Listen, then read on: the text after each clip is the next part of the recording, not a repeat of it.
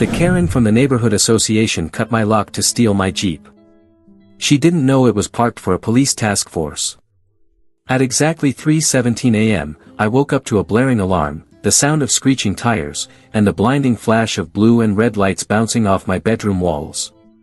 I stumbled to the window, my heart pounding, only to witness something that looked like the opening scene of a Hollywood raid. Armed officers stormed the street with precision, barking orders through radios. But that wasn't the shocking part. The real gut punch. My Jeep, the very one I had locked and parked in front of my property following very specific instructions from the local police task force, was gone. It had vanished. And in its place, a bright orange parking cone with a sticky note that read, "Code violation. Confiscated by the neighborhood association." I didn't know whether to scream, cry, or laugh at the absurdity of the situation. Karen from the neighborhood association had just cut the lock off a police vehicle and towed it who knows where, like it was an abandoned mattress. She had no idea she had just ruined a months-long surveillance operation.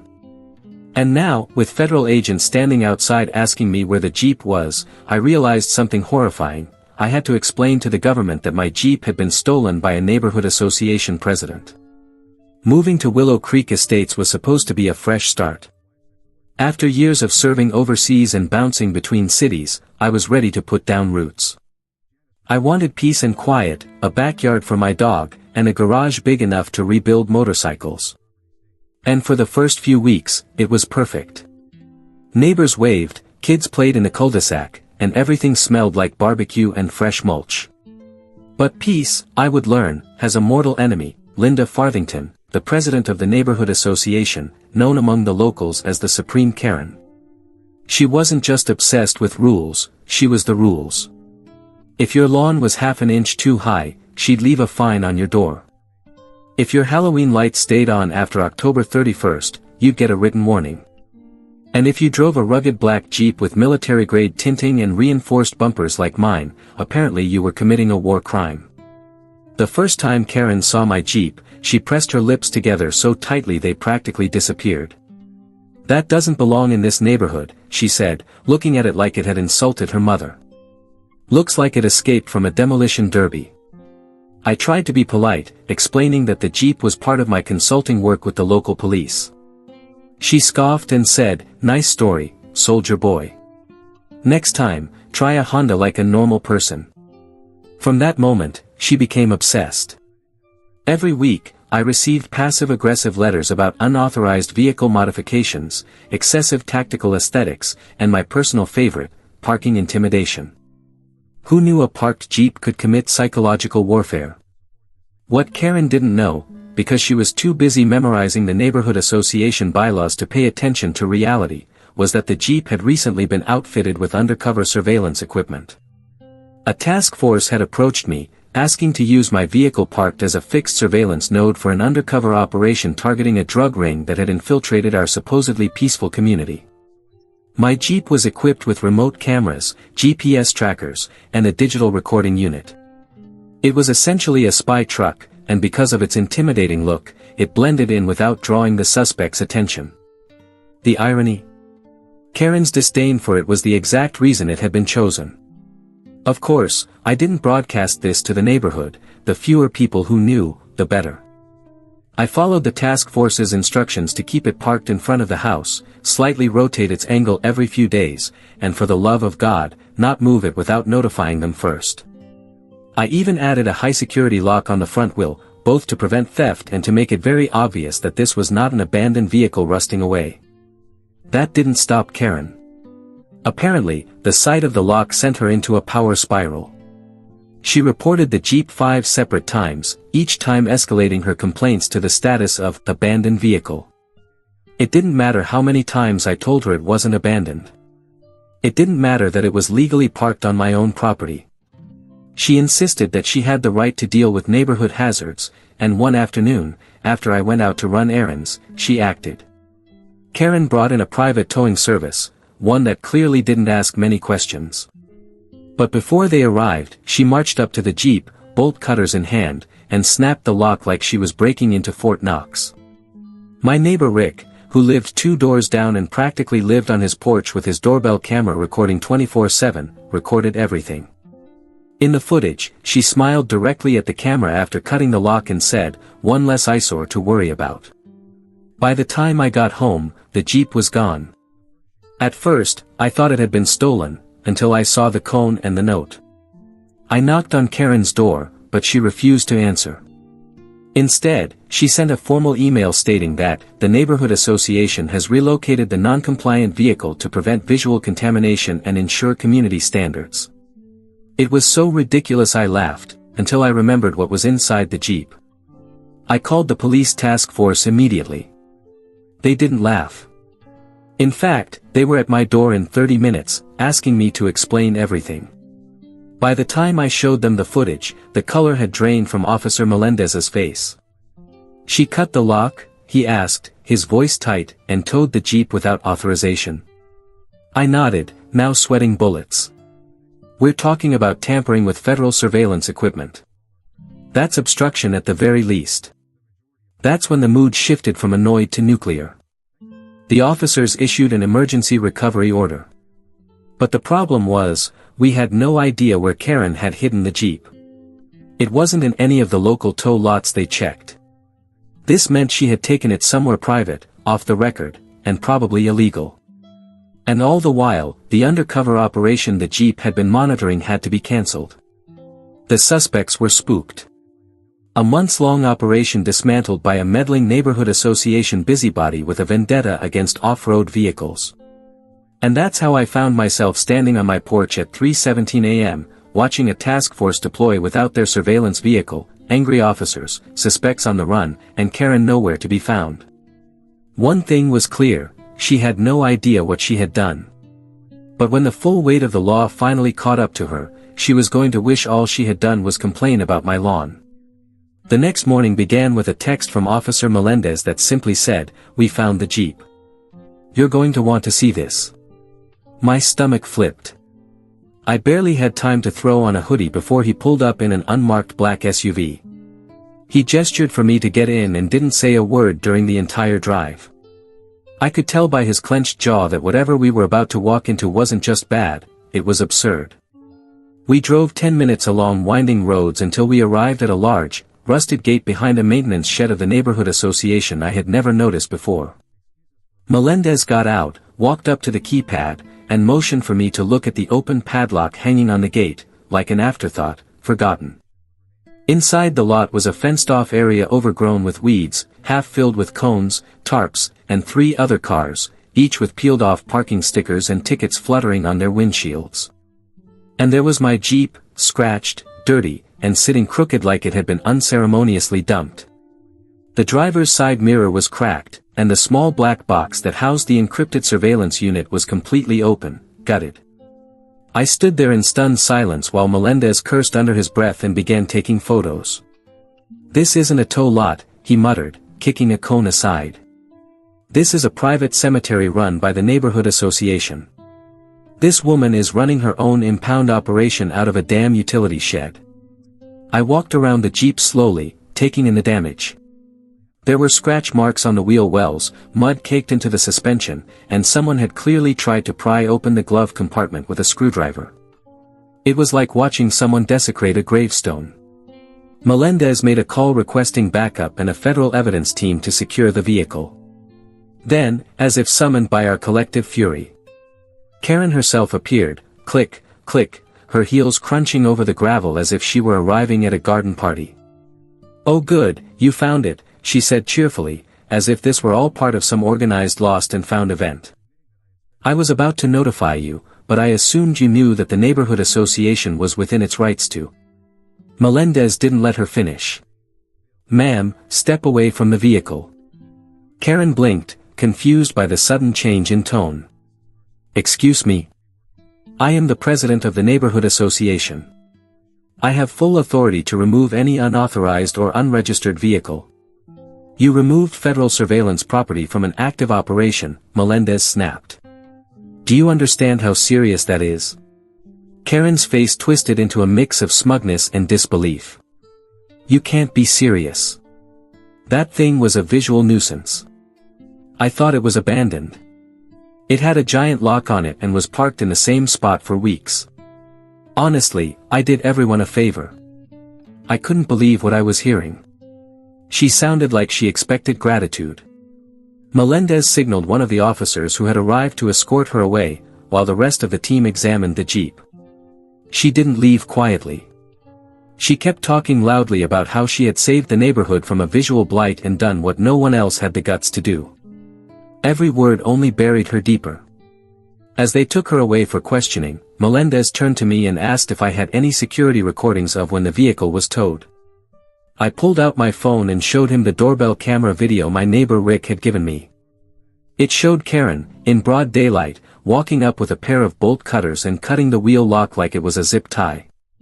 The tow truck she had called didn't even have official markings. It was some low-budget operation that probably got paid in cash and didn't ask questions. In the footage, she laughed as the jeep was dragged away.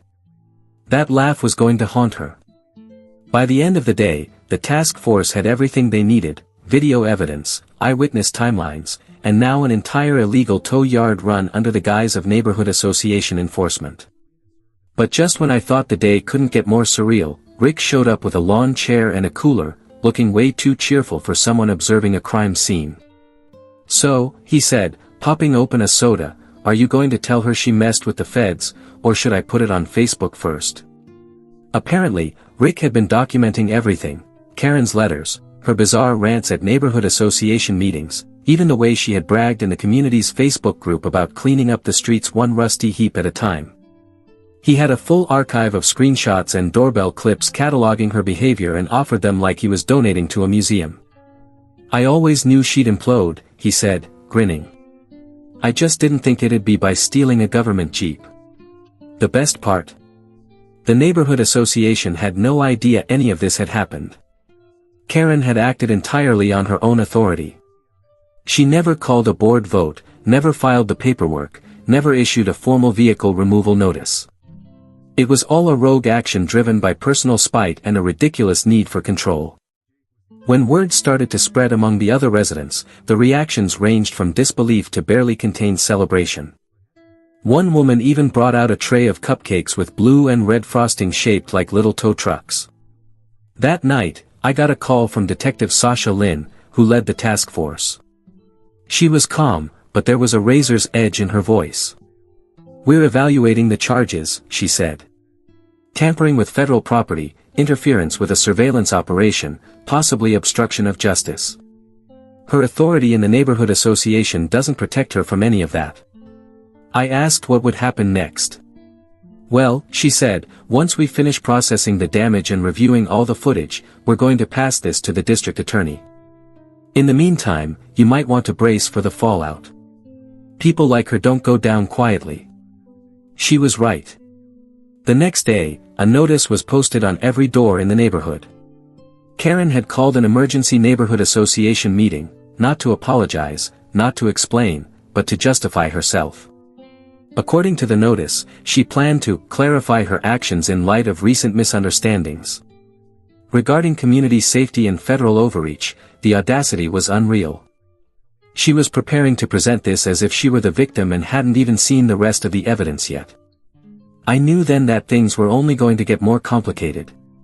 But what Karen didn't realize was that the walls were already closing in, and at the next meeting, she wouldn't be holding the gavel, she'd be sitting in the hot seat. And this time, there wouldn't just be angry neighbors and cupcakes, there would be lawyers, officials, and subpoenas. Many, many subpoenas. The Emergency Neighborhood Association meeting was scheduled for Friday night, and by the time it arrived, the community center was packed, not only with angry residents but also with reporters, legal observers, and some very serious-looking people in dark suits who were clearly not there for the free cookies.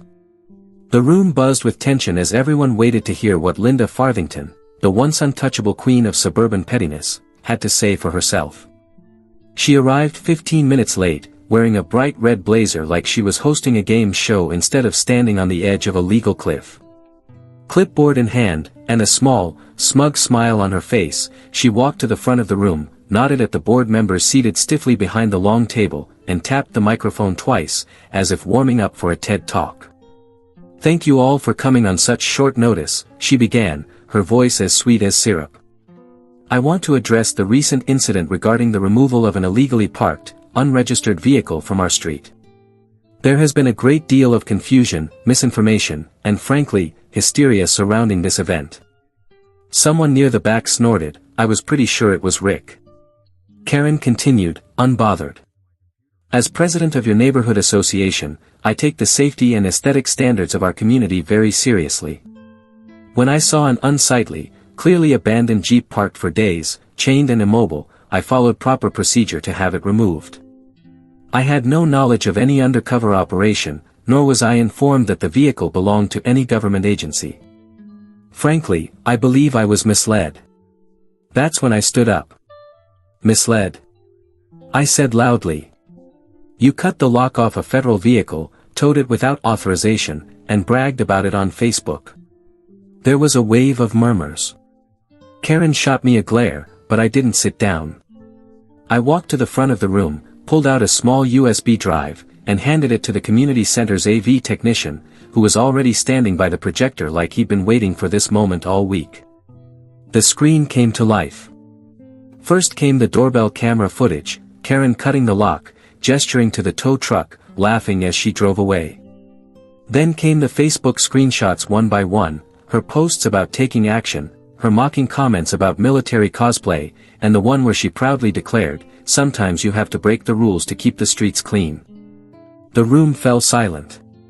One of the board members, a man named Greg who had always seemed vaguely terrified of Karen, cleared his throat and whispered something to the person beside him. Karen looked like she had swallowed a lemon. She turned to the crowd, her voice slightly more tense now.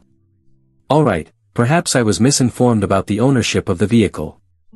But the vehicle was clearly violating neighborhood association standards, and the bylaws give me the authority to." "No, they don't," said a voice from the side of the room. Everyone turned. It was Detective Sasha Lynn. She stepped forward calmly, holding a thick folder. "We've reviewed the neighborhood association's charter, removal procedures, and the documentation, or lack thereof. Not only did you bypass the board, but you failed to notify any enforcement agency. You used an unlicensed towing company and relocated the vehicle to an unauthorized storage site. You have apparently been operating without the community's consent." Karen opened her mouth, but Sasha wasn't finished. "Furthermore, the property in question was part of a sanctioned joint task force operation. Your actions compromised months of surveillance, damaged sensitive equipment, and resulted in the premature termination of an active case." Another wave of gasps and murmurs filled the room. Karen's face tightened, and she turned to the board for support, but everyone was backing away from her like passengers trying to avoid the splash zone. Greg suddenly stood up and spoke. "I'd like to make a motion to suspend Linda Farthington from her position as president of the Neighborhood Association, pending an internal investigation and legal review." Before Karen could respond, another board member raised a hand and said, "Seconded." A third member murmured, "All in favor." A unanimous chorus of "I" echoed through the room. Karen's mouth fell open. She looked stunned, as if this outcome had never even crossed her mind, not in her worst nightmares. "You can't do this," she said, her voice rising. "This is a power grab. I built this neighborhood association. I've served this community for 6 years. And you destroyed it in one afternoon," I said, stepping back beside Sasha. Karen tried to compose herself, flipping through her clipboard like she could somehow paperwork her way out of this disaster. Then, in a move so bold it shocked even the legal observers, she pulled out a letter and waved it in the air. "This is a cease and desist order filed by my attorney against the local police department and Mr. Jacobs for entrapment, defamation, and emotional distress. You will all be hearing from my legal team very soon." Sasha calmly stepped forward and took the letter, glanced at it, then handed it back. "That attorney, Trent Maxwell. We know him. He's already under investigation for misconduct in 3 other HOA-related cases. Good luck." At that moment, Karen realized she was alone. Even the people who had always supported her, the ones who had backed her crusades against lawn ornaments and non-regulation beige mailboxes, were silent. Rick leaned in and whispered, "Abracadabra, the witch is cooked." She stormed out of the room, but not before barking, "You haven't heard the last of this," over her shoulder. After she left, the atmosphere changed. People started breathing again. Someone clapped, then another, and soon the whole room was cheering. It was surreal, a spontaneous standing ovation for the fall of a tyrant wrapped in the authority of a neighborhood association. Sasha leaned toward me and said, "We're sending the file to the district attorney. There will be charges, maybe not all federal, but she's not walking away clean." I nodded, but I was still trying to process the fact that it was finally happening. For months, Karen had treated everyone like pawns in her bizarre suburban monarchy, and now one act of arrogance, cutting a lock and towing a Jeep, had exposed everything. As the meeting dissolved, I noticed Greg lingering near the back. He approached, awkwardly scratching his head. "Hey, listen," he said, "I'm sorry for all of this. We were afraid to stand up to her. She once threatened to fine me for having a flag on my porch. I told him it was okay. Fear had been Karen's greatest weapon. But once she was gone, she had nothing left. That night, I slept like a rock. No sirens, no flashing lights, no angry emails about the color of my garage door. But I knew the battle wasn't entirely over. Karen still had lawyers, and she wasn't the type to fade quietly into the dark. But now, she was off the throne, and the neighborhood, for the first time in years, had a chance to breathe. Within 48 hours of the HOA takedown, the story exploded faster than I ever expected. It started when Rick uploaded the doorbell footage to Reddit under the subreddit, entitled People, with the title, "HOA Karen Cuts Lock to Confiscate My Neighbor's Jeep, Didn't Know It Belonged to a Federal Task Force." It hit the front page in 2 hours. By lunchtime, the video had over 2 million views, and by nightfall, Karen's face was plastered all over TikTok, YouTube, and even a viral Twitter thread where someone called her the most dangerous tyrant in suburbia. News vans rolled into the neighborhood like we were ground zero for the HOA wars, and people actually drove in from other towns just to take selfies in front of the infamous Jeep, which the police had returned to me, scratches and all. The funny part? That Jeep had gone from being a visual nuisance to a local celebrity. Someone even made a parody GoFundMe titled, "Save the Tactical Jeep," and jokingly, people donated enough to pay for a new coat of paint. I chose matte black, fitting, given that the Jeep had now become a rolling symbol of Karen's downfall. But beneath the jokes and memes, the situation was still serious. The surveillance equipment had been destroyed, which set back months of police work. The task force was still trying to recover from the disruption, and Karen, despite being suspended from her HOA throne, was far from done causing chaos. A few days after the meeting, Karen reappeared with all the subtlety of a wrecking ball. She showed up in a wrinkled suit outside the local courthouse, holding a press conference that no one had asked for, flanked by her new sleazy lawyer, Trent Maxwell, the same guy Sasha had warned me about. Trent was a cartoon character of an attorney, slicked back hair, oversized sunglasses, and the kind of smirking grin you'd only see on a man who once got a parking ticket dismissed by threatening to sue the DMV. He claimed that Karen was the true victim, alleging that the police had failed to label the Jeep as official property, that I had deliberately misled her, and that the HOA bylaws granted her immunity from any municipal or federal repercussions. It was so over the top that even the news anchor covering it laughed midway through her segment. The legal backlash came swiftly. The district attorney's office filed formal charges: unauthorized towing, destruction of property, obstruction of an investigation, and tampering with surveillance equipment. The feds weren't charging her yet, but they sent a scathing letter to the HOA declaring that their operations had been compromised and demanding full cooperation with ongoing investigations. The HOA board, still in shock from the public implosion, issued a formal apology and began fast-tracking reforms. Greg took over as interim president, and the first thing he did was announce the dissolution of Karen's beloved Violations Committee. People cheered, literally in the street, as if it were a block party. Meanwhile, Karen doubled down. Her lawyer filed a countersuit against the HOA, the city, the police department, and bizarrely, against me, claiming that I had enticed her into misconduct. Their argument, apparently, was that by legally parking a government vehicle on my own property and securing it with a visible lock, I had somehow provoked her into committing a crime. The judge took one look at the case and threw it out of court so hard even the court clerk was smirking with disdain. But the damage was already done, at least to Karen's reputation. That's when the internet took over. The Karen memes exploded online. One showed her photoshopped into a Grand Theft Auto screen, bolt cutters in hand, with the caption, "Mission failed, federal charges incoming." Another turned her press conference into a rap remix, auto-tuning her words into, "I didn't know it was federal." TikTok creators reenacted the doorbell footage, complete with dramatic lighting and slow-motion effects. It went viral, but not in the way she would have hoped. Her name became synonymous with extreme entitlement. Teenagers who didn't even live in neighborhoods with HOAs started calling their strict parents Karen Farthingtons. But amid the chaos, something strangely therapeutic was happening in the neighborhood. People started talking more, laughing again. It was like the iron grip of petty rules and veiled threats had been lifted. Lawn chairs appeared on porches, flags waved, kids drew chalk murals on the sidewalks without fear of fines. For the first time since I had moved in, it felt like a community. Rick, ever the opportunist, decided to launch a website, HOAwatchdog.net. With help from some of the other neighbors, he began compiling resources for people harassed by overreaching associations. His site gained traction quickly, especially after he posted a detailed timeline of the Jeep incident, complete with video evidence, legal documents, and a merchandise section that included Jeep Squad mugs and a t-shirt with Karen's infamous parking note printed on the back. As for the Jeep itself, the task force eventually replaced the damaged surveillance equipment. To my surprise, they gave me the newest model to keep.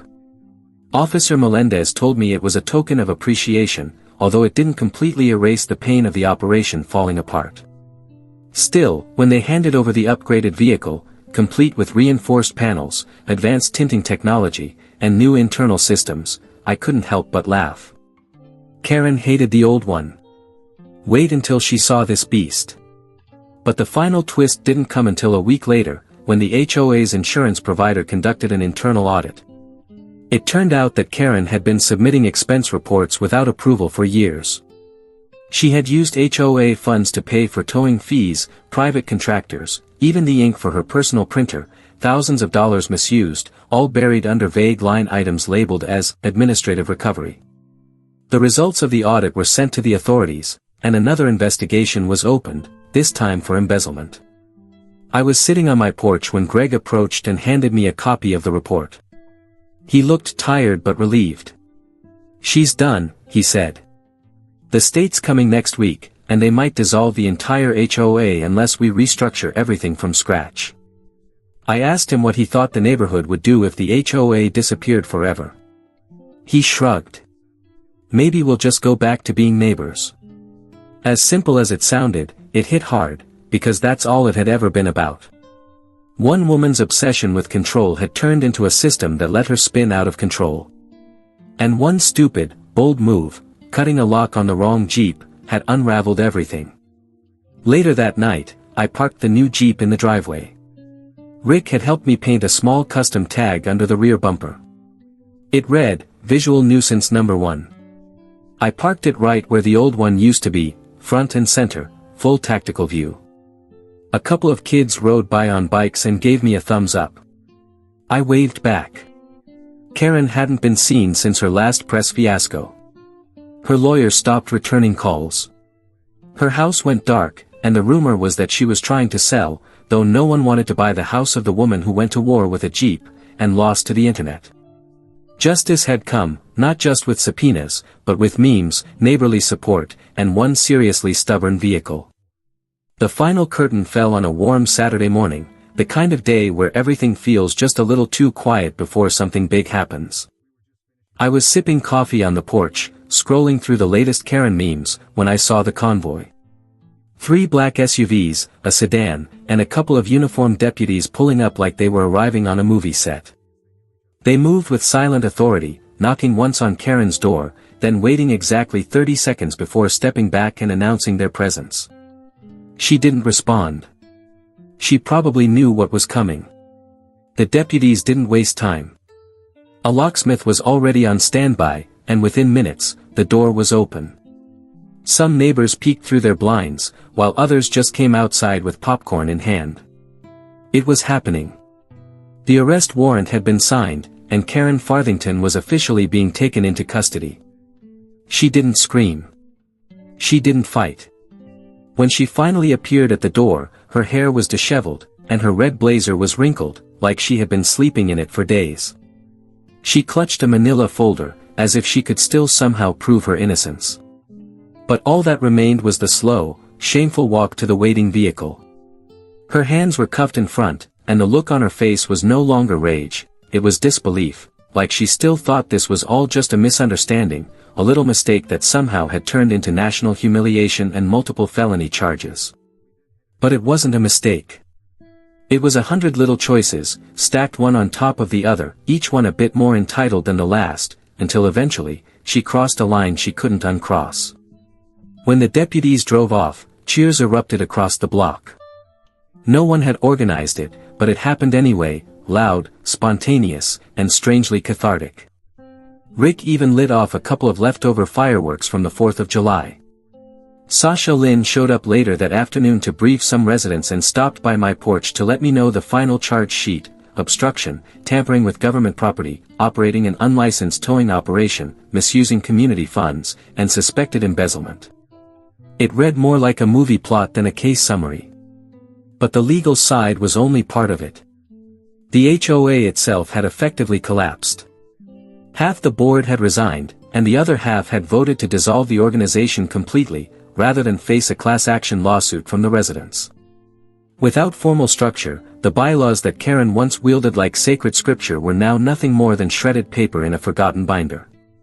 Greg helped oversee the transition, but even he admitted that most people were just happy to get rid of the rules.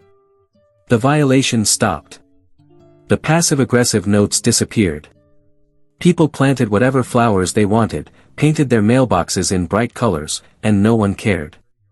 The neighborhood finally felt like it belonged to the people who lived in it, not to some miniature dictatorship disguised as community governance. As a strange gesture of appreciation, the residents came together to gift me a custom metal sign that read, "Reserved for tactical visual nuisance." We bolted it to the curb in front of my house, and it became a local landmark. Even the mailman asked to take a picture with it. But the biggest surprise came the following weekend when Officer Melendez and Sasha Lin returned, not in uniform, but in casual clothes, with huge smiles and holding a giant set of keys. They took me around the back of the house, where I saw it. The maintenance garage, once used as Karen's private impound lot, had been auctioned off by the city after the investigation. And guess who had quietly bought it, on behalf of the community? The task force. But they didn't want to keep it. Melendez turned to me and said, "It's yours now. We figured if anyone deserves to decide what gets parked here, it's the guy whose Jeep got stolen by the HOA president during a federal operation." At first, I thought he was joking. But then he handed me the deed, signed and sealed. I had to sit down just to process it. The irony was poetic. The same place where Karen had dragged my Jeep without permission was now mine, legally and forever. I decided to turn it into something useful, a small community workshop with benches, a mini repair bay, and a wall of donated tools. We called it The Garage, and anyone could use it: veterans, teens working on car projects, dads fixing bikes. No permits, no authorizations, no fines. And to inaugurate the new space, the task force organized a little surprise of their own. A week later, the block was filled with Jeeps, military, civilian, vintage, and customized. Veterans from across the county showed up, along with officers from the department, and we led a slow, loud parade through the neighborhood. Kids waved flags, parents cheered, and Rick live-streamed the whole thing. It went viral almost immediately. At the head of the parade was my new Jeep, polished and tactical, with the phrase, "Community Watchdog," stamped on the hood. We ended the route at the garage, where Sasha gave a brief speech and handed me a plaque that read, "In appreciation for keeping your cool when your HOA went full villain." It made everyone laugh, but the weight behind it was real. This whole situation could have gone sideways. It could have gotten ugly. But instead, it became something better, a testament that when people stand up to nonsense, even the most ridiculous abuse of power can be undone. Karen eventually accepted a plea deal, no jail time, but she was ordered to pay restitution to the HOA, fined by the state, and banned from serving on any association board for the next 20 years. She quietly sold her house and left in the middle of the night. No one said goodbye. No one cared. In the months that followed, the neighborhood flourished. We had barbecues, planted trees, and started calling ourselves Visual Nuisance Estates as an inside joke. The signs stayed out front. The Jeep stayed parked. And Karen became a warning, a reminder that power without empathy leads nowhere good. Looking back, it's still hard to believe it all started from something as simple as a parked Jeep. But maybe that's the lesson. Sometimes it doesn't take a massive crime to expose a toxic system. Sometimes it just takes one bad decision made by someone who thinks the rules don't apply to them. Karen thought she was protecting the neighborhood. But the truth is, she was the one threatening it all along. Now, every time I start the Jeep and hear that engine purr, I smile. Because it's no longer just a vehicle. It's a symbol, a reminder, and one hell of a good story. One I'll be telling for years.